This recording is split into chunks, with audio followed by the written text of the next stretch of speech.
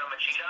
We're in for an absolute battle, and what should be a great fight. I think Shogun, more than anyone, might have the hands and the ability to actually land a punch on Machida, and we might actually get to see if Machida can take that and how he responds to that.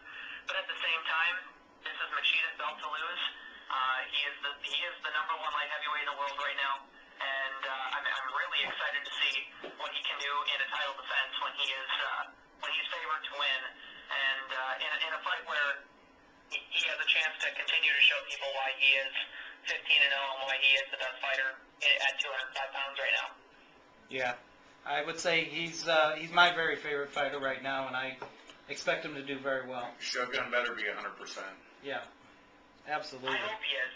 I really hope he is, because I think if he is, it's going to be one hell of a classic fight, and one that I'm extremely excited for. But he needs to be on top of his game for this one, or it could be a quick night, and it could be Machida making another fighter look silly. I mean, he just makes fighters not look as good as they can be because they can't do anything against him. I mean, the man still has not lost a round in the UFC. He hasn't lost a round. Even Anderson Silva has lost rounds to Dan Henderson and Travis Lutter. He lost the first round in both of those fights, even though he decimated them in the second. Point is, he still lost a round. Machida hasn't even lost a round. That's how dominant he's been. And a bunch of his fights have gone to decision. But even though they've gone to decision, they just haven't even been close. Yeah. After Coleman, I thought Liddell was going to eat Hua up. And then Hua just looked like this amazing fighter. So if he's a completely different fighter like he was against Liddell, like you said, hopefully it'll be a good fight. Yeah, I mean, I'm looking forward to a good fight, and I think that's what they're going to give us. Now, I read on the internet today, too, that it looks like Chuck's second career is over. Dancing with the Stars, they said they booted him last night. Yeah, I did not see one episode of that. The breaking news story of the week, Jamie. Yeah, we didn't catch that one on MMA Torch, I don't think. Did you guys watch him dance? No. He wasn't bad. I was going to be on the show, but I wasn't sitting following it and typing up reports on how good his two-step was. Nope, that's funny. We're just giving you grief on that. You did an excellent job of reviewing WEC 43 this past weekend on MMATorch.com. But could you go over it and how you felt about the results? Oh, it was a really, really good fight card. I mean, the WEC rarely has a bad card. I agree. Really rarely do they have a bad card, and they had another setup, another nice night of fights. Donald Cerrone and Ben Henderson had one of the best fights of the year. There was some controversy with the scoring. Some people thought that Donald Cerrone won that fight, and some people still do. I think at the very worst, it would have been a draw. That first round was so close, it could have been scored a 10-10 round. I can see the argument for giving it to Cerrone for the close submission attempts, but the fact is, Henderson got out of those attempts and had an advantageous position for most of the round, and was landing shots to the gut, to the head of the down Cerrone, and was able to win the first three rounds in my eyes, in all three judges' eyes, in lots of other people's eyes around the MMA community that were covering it. And then Cerrone turned it on and absolutely dominated the fourth and fifth round. And because he came the closest to finishing the fight, especially in the fifth round where Henderson showed Gumby arms and somehow survived two ridiculous arm bars and omoplatas where it looked like his shoulder was going to be torn out of its socket, he held on to take the decision because he won the first three rounds. And then we had one of the upsets of the year by far with Mackin Severzer from Virginia picking up a triangle choke against Wagner Fabiano, who was the number 3 featherweight in the world and a long-time Brazilian Jiu-Jitsu black belt. So, shocking submission, but if anyone had seen Severzer's fights before, it wasn't completely surprising. He's 28 years old, a former Marine, fights under Miguel Torres. There's a lot to like about this guy, and I think we're going to be seeing a lot more of him in the featherweight division. He locked it on so easily on him, too. It looked like it was just, he'd been doing it all his life. Yeah, I mean, it was instinctual. When Fabiano postured up, he reached back and grabbed that leg and locked it in.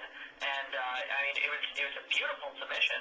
I mean, that was one of the best submissions of the year so far. I mean, he made no attempt to get out of it. It was really fun. It was on that tight. Excellent.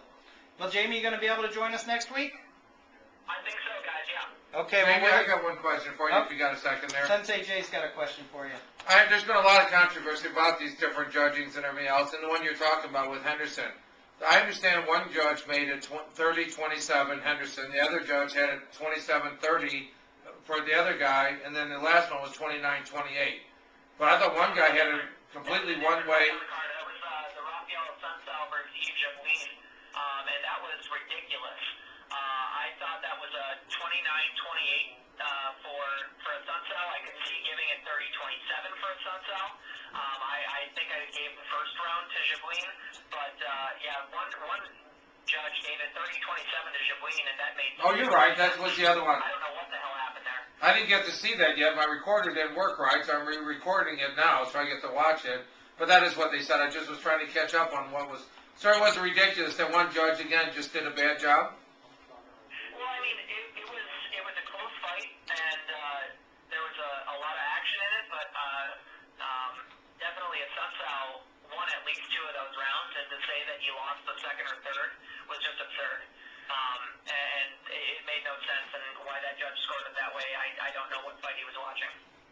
Okay, well, there's been a lot of controversy, a lot of criticism of some of the different referees and the different judging, and more, because there's a track record now with these people, and some people just have a terrible record that just keeps on going, and nobody says, and they're not doing anything about it, and people are getting upset. Well, it depends on the state you're in, too. I mean, some states are better than others. Judging typically is better in New Jersey and Nevada.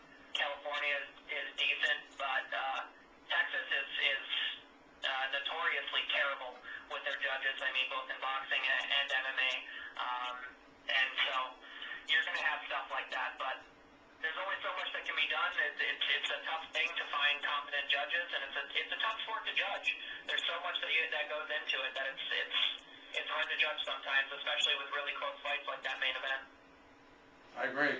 I do a lot of judging and refereeing, and that's why I always bring that up, and I work with that a lot. And about 2 weeks ago, I found myself being critiqued by a bunch of people that normally I think people think I do a good job, and all of a sudden they're telling me I did this and I did that, and I go, I did? And it's just amazing how people look at things differently. All right, Jamie. Well, thanks Thank you. again, and we will talk to you next week, and we'll do a detailed report on UFC 104 coming up on the following weekend. Sounds good, guys. All right, thanks a lot. Talk to you soon. Bye. Okay, Very good. That's Jamie Penicks from MMAtorch.com. nice guy to talk to. Yeah, very knowledgeable. Really appreciate I having want to him ask on the him show what, each week. what other things he has interest in besides, because he's up on MMA, like, you know, Every day. obscure stuff, and I'm like, I know the guy's got to have other interests in life, but maybe we ought to ask him one day about his other interests. He I collects think his butterflies wife or does something. if I'm not mistaken, I've heard him say that his wife helps him with the MMA Torch website, so it's a big part of what he does There you every go. day. So, Well, we're ready for our first music break, I think, and then we're going to be think coming we are. back. we're coming back with Mr. Mike Rogers, and Mike is the matchmaker for a show coming up this weekend. It's the Gyrocycle Series, Man Up Productions. Is it Battle at the Ballpark? That's right. Gyrocycle Fight Series, and I don't know, they're calling it Battle of Bar Park this time, but Yeah, because it's right next to the ballpark. it's right next to the ballpark, that's right. It's Gyrocycle Fight Series, and it's Tony Biondo's show, and I just did the matchmaking. We got two of the guys from the main event. They're going to be here, or they're here now with Matt Helm and Nick Lobosco. They're not fighting each other, but they're the last two fights. So Two very exciting fighters, so we'll look forward to talking to them. When we come back from this break, we're going to take a little musical break right now. This is Ann Arbor, and Right There With You.